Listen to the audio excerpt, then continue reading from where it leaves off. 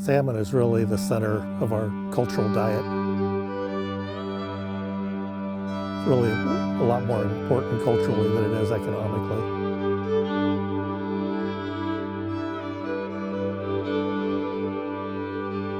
We need to do a lot better job of improving our habitat, protecting the habitat we still have. With agriculture as a whole, not just the dairies, the main problem comes with water quality. In the 2000s, the dairy was under pressure to keep any of its discharges from leaching to rivers nearby. Instead of fighting against that, they came up with this creative solution to partner with the Tulalip Tribes. At that time, the main reason farmers and tribes talked to each other were in front of a judge talking over legal issues.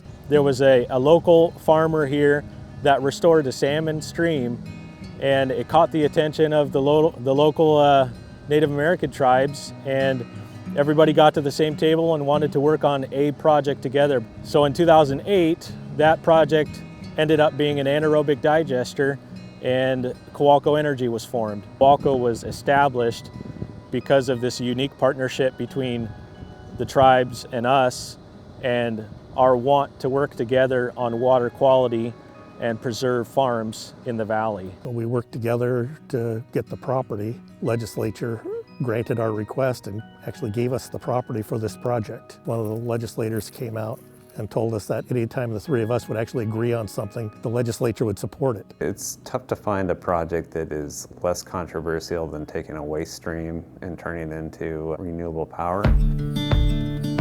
The process of a digester is exactly the same way as a cow's rumen. There's microbes in this sealed container that are excreting acids, breaking down the chemical bonds of manure. There's a second set of bacteria called methanogens, and they start eating all the volatile fatty acids, and they excrete methane gas. That methane is then captured and feeds into our generator building, creating renewable electricity. What we're working on right now is a partnership with our local utility, Snohomish County PUD, where they're going to take over the electrical production and a brand new generator and engine, and we're going to retain ownership and management of the digester.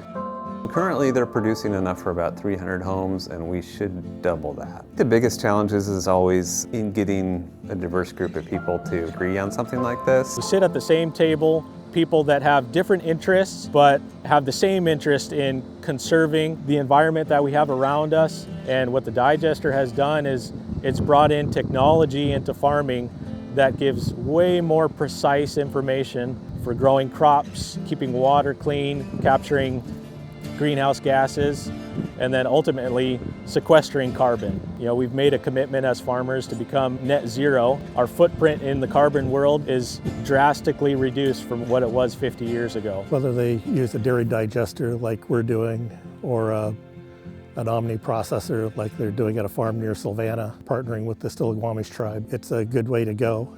I would hope other tribes would do the same thing.